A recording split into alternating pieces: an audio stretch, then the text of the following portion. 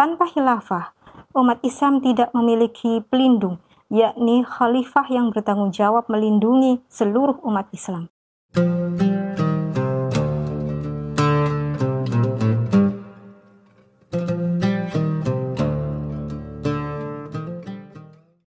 Assalamualaikum warahmatullahi wabarakatuh. Sahabat muslimah bangil yang dirahmati Allah, alhamdulillah kita baru saja selesai menunaikan ibadah Ramadan dan Allah memperkenankan kita kembali bertemu dengan hari raya Idul Fitri pada kesempatan kali ini. Taqabbalallahu minna wa minkum, taqabbal ya karim, siyamana wa siyamakum. Namun demikian, sebagaimana tahun-tahun sebelumnya, nasib umat Islam masih saja mengalami kesedihan di saat seharusnya mereka merasakan kebahagiaan merayakan hari raya Idul Fitri. Mengapa demikian? Hal ini karena umat Islam mengabaikan salah satu firman Allah yang artinya, jika kalian berselisih pada suatu perkara, hendaklah kalian mengembalikan pada Allah dan Rasul jika kalian benar-benar mengimani Allah dan hari kiamat. Terjemah Quran Surat An-Nisa ayat 59. Imam At-Tabari menjelaskan bahwa kembali kepada Allah dan Rasul adalah kembali menerapkan Al-Quran dan As-Sunnah. Sedangkan Imam Ibnu Katsir menegaskan, barang siapa yang tidak berhukum pada Al-Quran dan As-Sunnah, pada hakikatnya dia benar-benar tidak mengimani Allah dan hari akhir. Untuk menerapkan Al-Quran dan As-Sunnah, umat Islam membutuhkan institusi politik Islam, yakni khilafah Islam yang akan menerapkan seluruh syariat Islam.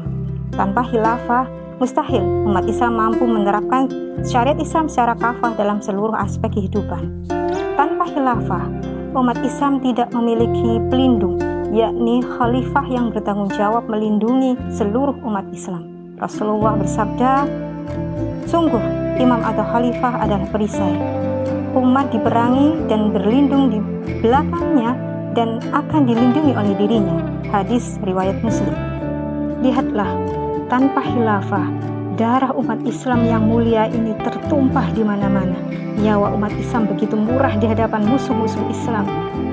Jeritan para anak-anak dan wanita masih terdengar menyayat hati di Palestina, di Suriah, di Kashmir, Rohingya, Uighur, dan berbagai belahan negeri-negeri lainnya. Jeritan kesedihan karena tidak ada lagi yang menolong, tidak ada khilafah yang menjadi pelindung mereka.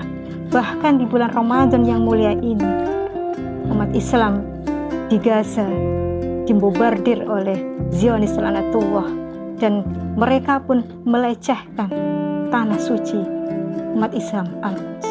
Tanpa khilafah, tidak ada lagi yang mampu membentengi akidah umat Islam dari serangan musuh-musuh Islam. Mereka secara sistematis dan gencar menyerang akidah generasi Islam melalui kurikulum pendidikan, media sosial, dan berbagai sarana hiburan. Tujuannya adalah membuat umat jauh dari penerapan syariat Islam secara kafah, memunculkan Islamofobia, dan membuat wajah Islam sesuai dengan keinginan Barat, yakni wajah Islam yang toleran dan moderat. Tanpa khilafah, penistaan terhadap ajaran Islam terus berulang. Umat Islam juga tidak mampu mewujudkan ketakwaan secara totalitas. Padahal Allah memerintahkan kita untuk menerapkan syariat Islam secara kafah dalam seluruh aspek kehidupan. Tanpa khilafah, kita hidup tanpa pemimpin yang adil.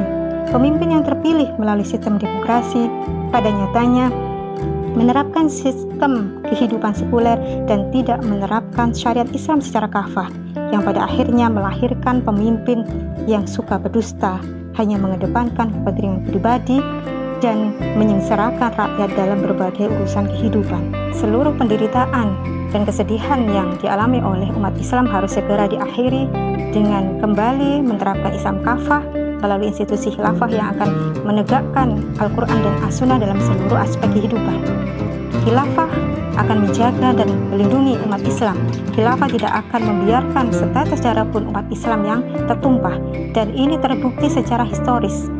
Selama 1300 tahun umat Islam menjadi umat yang memimpin peradaban dunia dan sangat ditakuti oleh musuh-musuhnya.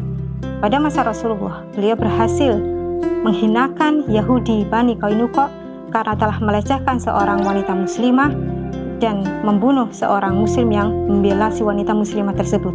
Demikian pula pada masa Palima Perang, Saifuddin Qutuz yang berhasil mengalahkan tentara Tartar pada perang Ain Jalut pada tahun 658 Hijriah yang telah menginvasi dan menewaskan setidaknya 1,5 juta umat Islam. Demikian halnya yang dilakukan oleh Muhammad bin Qasim. Beliau berhasil membebaskan para wanita muslimah yang ditawan oleh Raja Sind dan kemudian menaklukkan kerajaan Sind dan juga India dan menerangi India dengan cahaya Islam. Sahabat muslimah Bangil yang dirahmati Allah, lantas bagaimana kita memaknai kemenangan Idul Fitri?